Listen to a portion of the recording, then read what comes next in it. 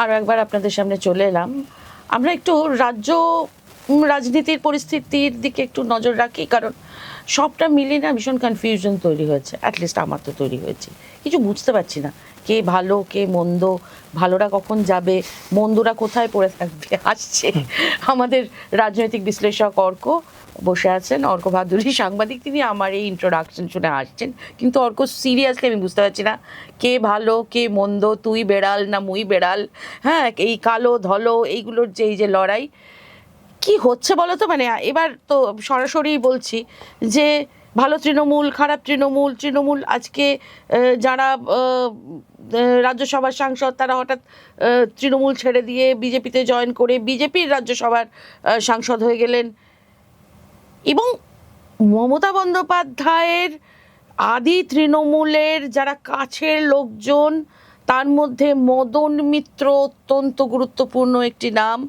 সেই মদন মিত্র মমতাকে একলা করে চলে গেলেন। মানে মমতার এই যে নিঃসঙ্গ মমতা, হ্যাঁ অত কাব্যিক লাগছে শুনতে, বিষয়টা কাব্যিক নয়, এটা একটা কোথাও গিয়ে রিয়েলিটি চেকও হলো মমতা বন্দ্যোপাধ্যায়ের।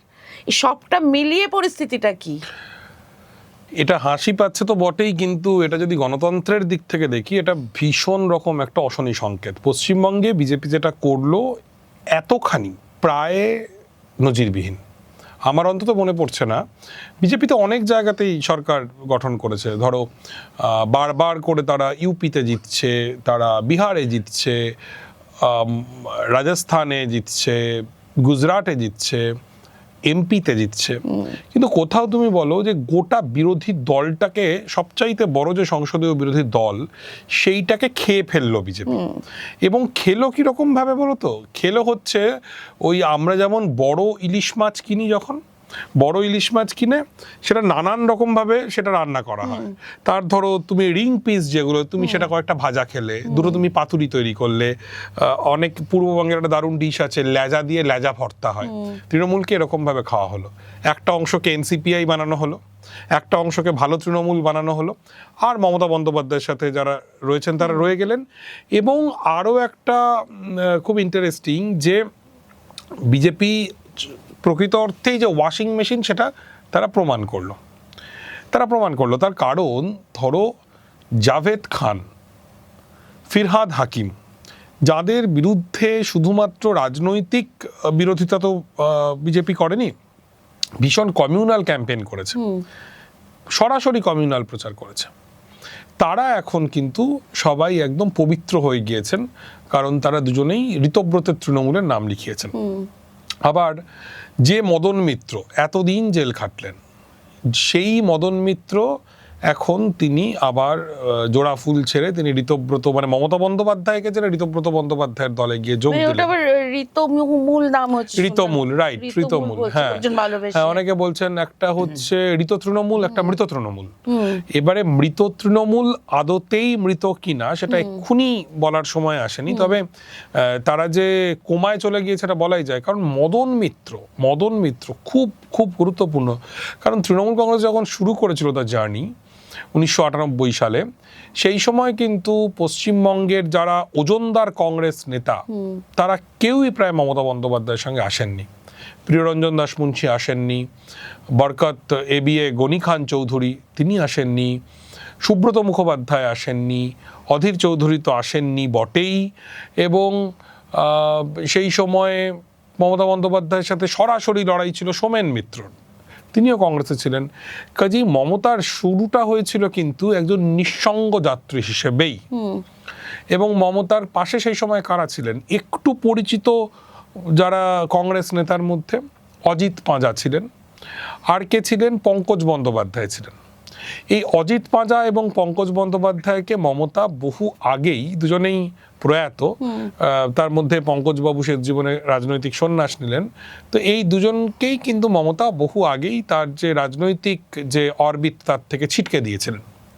তারপরে মমতার একদম ঘনিষ্ঠ বৃত্তে যারা ছিলেন, যারা বলা যেতে পারে ওল্ড গার্ড, তাদের মধ্যে সুব্রত বক্সী ছাড়া, সুব্রত বক্সী খুব অসুস্থ, একেবারেই ইনঅ্যাক্টিভ, সুব্রত বক্সী ছাড়া আইনজীবী কল্যাণ বন্দ্যোপাধ্যায় খানিকটা, এরা বাদে যারা যারা মমতার একদম খুব কাছের মানুষ ছিলেন, যেমন ববি হাকিম, যেমন অরূপ বিশ্বাস, যেমন মদন মিত্র, যেমন অনুব্রত মণ্ডল, আমরা মদন মিত্র নিয়ে কথা বলছি, অনুব্রত মণ্ডল তিনি এখন বলছেন মমতা বন্দ্যোপাধ্যায় নাকি কানে দেখেন। হ্যাঁ, এরা সবাই মমতার হাত ছেড়ে দিলেন, সবাই মমতাকে ছেড়ে চলে গেলেন। অথচ এ কথা স্পষ্ট, দিনের আলোর মতোই স্পষ্ট, এই যে যারা এনসিপিআই এর হয়ে জিতেছেন 2024 সালে, যারা তৃণমূল কংগ্রেসের টিকিটে জিতেছেন এই বিজেপি ঝড়ের মধ্যে 2026 সালে, যে 41% মানুষের ভোট তৃণমূল কংগ্রেস পেয়েছে, এই প্রায় প্রত্যেকটা ভোট মমতা বন্দ্যোপাধ্যায়ের জন্য পেয়েছে। মমতা বন্দ্যোপাধ্যায়ের ছবি নিয়ে লড়ে এই ভোটটা তারা পেয়েছেন, কিন্তু তারা ন্যূনতম নীতি নৈতিকতা কোনো কিছু তোয়াক্কা করলেন না। কুণাল ঘোষ দেখলাম অভিযোগ করছেন যে মদন মিত্রর পরিবারের মানুষজনকে নাকি হুমকির মুখে পড়তে হয়েছে, সেই কারণে মদন মিত্র আত্মসমর্পণ করলেন।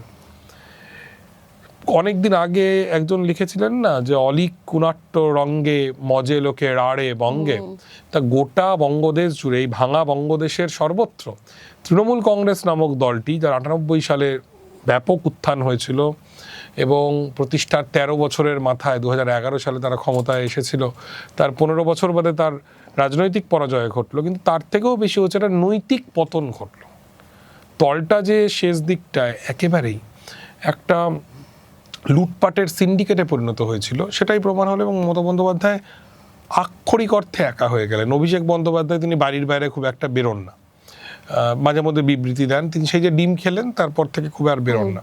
এই ডিমটাও কিন্তু মজার, তৃণমূলের নেতারা ডিম খাচ্ছেন ব্যাপারটা এরকম নয়, সেই তৃণমূলের নেতারা এই ডিম খাচ্ছেন যারা বিজেপির বি টিম হতে রাজি নন। এক্স্যাক্টলি। মমতার আশেপাশে কারা আছেন এখন? দোলা সেন আছেন। সেই দোলা সেন নকশালপন্থী নেত্রী ছিলেন। দোলা সেনের তৃণমূলে যাতায়াত শুরু হলো জমি আন্দোলনের পরে। তিনি এখন তো কার্যত তাকে নাম্বার 2 বা নাম্বার 3 বলে মনে হচ্ছে, যদি মহুয়া মিত্রকে আমি নাম্বার 2 ভাবি। কুণাল ঘোষ, এরা আছেন মমতার পাশে, আর কেউ নেই। এটা একটা অদ্ভুত একটা ছবি, অদ্ভুত ছবি। এতখানি নিঃসঙ্গতা কি মমতা বন্দ্যোপাধ্যায়ের প্রাপ্য ছিল? উত্তর হয়তো আমরা যদি সারদা কেলেঙ্কারির কথা ভাবি, হ্যাঁ। আমরা যদি চাকরি প্রার্থীদের যন্ত্রণার কথা ভাবি, হ্যাঁ। আমরা যদি কামদুনির কথা ভাবি, উত্তর হ্যাঁ। কিন্তু আবার যদি আমরা যখন দেখি যে উন্নাও হাতরাসের পার্টি বিজেপি, সেই বিজেপি আজকে যে বিরোধী স্পেসটাকে যেরকমভাবে তছনছ করে দিল, ভেঙে দিল কার্যত, তখন কিন্তু আবার অন্য একটা প্রশ্ন আসে যে মমতা বন্দ্যোপাধ্যায়ের প্রচুর দোষ অবশ্যই, এবং সেই কারণেই মানুষ তাকে শাস্তি দিয়েছেন, কিন্তু বিজেপি যেভাবে পশ্চিমবঙ্গ সংসদীয় গণতন্ত্রটাকে ধ্বংস করছে, এটা ভয়ঙ্কর। এবং মমতা বন্দ্যোপাধ্যায়ের একটা রিয়েলিটি চেক আমি এই কারণে বললাম যে মমতা বন্দ্যোপাধ্যায় যখন বারুইপুরের এই ঘটনার পর একটা বিশাল মোমবাতি নিয়ে মিছিল করলেন, তখন কিন্তু সত্যি সত্যি মানুষ অদ্ভুতভাবে রিয়াক্ট করতে দেখেছি। তারা বলছিলেন অভয়ার সময় কোথায় ছিলেন আপনি? ঠিক, তখন এই মোমবাতিটা কোথায় ছিল? ঠিক। মানে মমতা কিন্তু নিজেকে কন্ট্রাডিক্ট করে আজকে এই তার এই বাস্তব পরিস্থিতিটা এইটা দাঁড়িয়েছে। আচ্ছা, একটা বিষয় বলো, যদিও প্রশ্নটা খুবই মানে বাতুলতা আমার মনে হচ্ছে, রাজনীতিতে নৈতিকতা, এই যে যারা আর কি এইভাবে মানে মমতার পাশে ছিলেন, দিদি করতেন, সে তুমি সো কল্ড সেলিব্রিটি তৃণমূল নেত্রীরা বলো বা মমতার কাছের যে বৃত্ত তাদের কথা বলো, তারা কি মানে এত সহজে তারা মানে এই যে বদলানো, এই যে রচনা বন্দ্যোপাধ্যায় বলছেন হুগলি একজন অসম্ভব ভালো বিধায়ক পেয়েছে, হ্যাঁ, বিজেপি বিধায়কের পাশে দাঁড়িয়ে বলছেন, হ্যাঁ, মানে এই যে প্রত্যেকটা মানে এই যে কোয়েল সংসদে একদিন উপস্থিত না হয়ে কোয়েল মল্লিক তিনি ইস্তফাও দিয়ে দিলেন, দিয়ে বিজেপির সাথে দেখা করতে গেলেন, বিজেপি নেতৃত্বের সাথে, বা তারপর যা ঘটছে এতদিনে কেন অনুব্রত মণ্ডলের মনে হচ্ছে যে দিদি কানে শোনেন, আগে কেন মনে হয়নি যে দিদি কানে শোনেন? শুধু কি তাই, সকলে তো এক্স্যাক্টলি, মানে আমি তো একটা মানে জাস্ট উদাহরণ দিচ্ছি,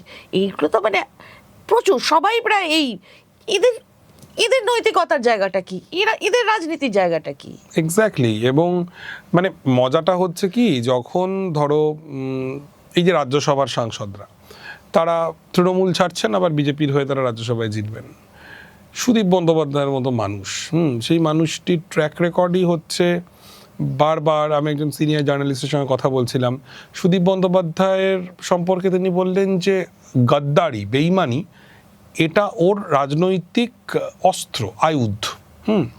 এদের নিয়ে মমতা পার্টি করতেন। এবং মমতার তো কিছু পোষা জার্নালিস্টও ছিলেন, হ্যাঁ, তারা কোথায় বলো তো?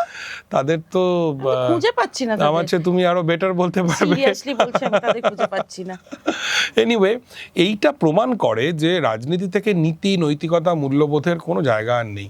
এবং বিশেষ করে দক্ষিণপন্থী রাজনীতির ক্ষেত্রে এইটা তুমি এতটা না হলেও তুমি যদি দেখো কংগ্রেসের ক্ষেত্রে রাহুল গান্ধীর ভীষণ ঘনিষ্ঠ বৃত্তে যারা ছিলেন তারাও একে একে একে একে সব তারা বিজেপিতে চলে গেলেন। কংগ্রেস যখন দুর্দণ্ড প্রতাপশালী ছিল সেই সময় একটা কথা ছিল যে কংগ্রেস সিস্টেম, সবটাই কংগ্রেস, মানে কংগ্রেসের মধ্যেই কেউ মধ্য বাম, মধ্য ডান, একটু বেশি ডান, নানা কিছু। বিজেপি বোধহয় খানিকটা ওই জায়গাটায় নিতে চাইছে যে সবাইকে, মানে যাই করো তোমায় কোনো না কোনোভাবে বিজেপির সঙ্গে মিলে জুলে চলতে হবে, আর না হলে তুমি ডিম খাবে। পশ্চিমবঙ্গের ক্ষেত্রে এটা খুব অদ্ভুত যে মহুয়া মৈত্র তিনি ডিম খাচ্ছেন, তাকে ডিম ছোড়া হচ্ছে, কিন্তু মদন মিত্রকে কেউ আর ডিম ছুড়বে না, ঠিক। জাভেদ খানকে ডিম ছুড়বে না, ঋতব্রত বলে যে ছেলেটি তাকে কেউ, ভদ্রলোক, তাকে কেউ ডিম ছুড়বে না। তার কারণটা হচ্ছে যে বিজেপির কাছে আত্মসমর্পণ করলে তার মানে তোমার সমস্ত দোষ ত্রুটি সবকিছু মুছে গেল, তুমি একদম একটা নতুন মানুষে পরিণত হলে। এই যে রাজনৈতিক প্রবণতা, এইটা কিন্তু পশ্চিমবঙ্গের বিজেপির জন্য খুব সুখকর হবে না। তৃণমূল কিন্তু জনগণের ভোট পেয়ে জিতে এসেছিল 2011 সালে সিপিএমকে হারিয়ে, কিন্তু মুকুল রায় ওই 2012-13 থেকে যে জিনিসটা শুরু করলেন, এই তৃণমূল ভবনের সামনে একটা স্থায়ী মঞ্চ বেঁধে বিভিন্ন দল থেকে এনে তৃণমূলে যোগদান করানোর, এই যে তারা কিন্তু যে দীর্ঘদিন সিপিআইএম এর বিরুদ্ধে লড়াই করেছেন বা কংগ্রেসের সঙ্গে থাকে এরকম নয়, বিভিন্ন দল থেকে মানুষজনকে এনে তিনি জয়েন করাতেন। আরাম গয়ারামের রাজনীতি এটা মুকুল রায় প্রবলভাবে শুরু করেছিলেন। তৃণমূল কিন্তু অনেকটা সেই কারণেও ঢুকলো। বিজেপিও কিন্তু সেই একই পথে হাঁটছে। বিজেপির পরিণতি কি হবে সেটা সময় বলবে। এক্স্যাক্টলি। এবং আমাদের নজর তো থাকবেই, আমাদের তো কাজই এটা, বসে থাকা এবং নজর রাখা। ওকে, ধন্যবাদ অর্ক, ধন্যবাদ আপনাদেরকেও আমাদের সঙ্গে থাকার জন্য, কিন্তু সঙ্গে থাকতে হবে, কারণ আরও এরকম অনেক বিশ্লেষণ এবং এপিসোড নিয়ে আমরা আপনাদের সামনে হাজির হব।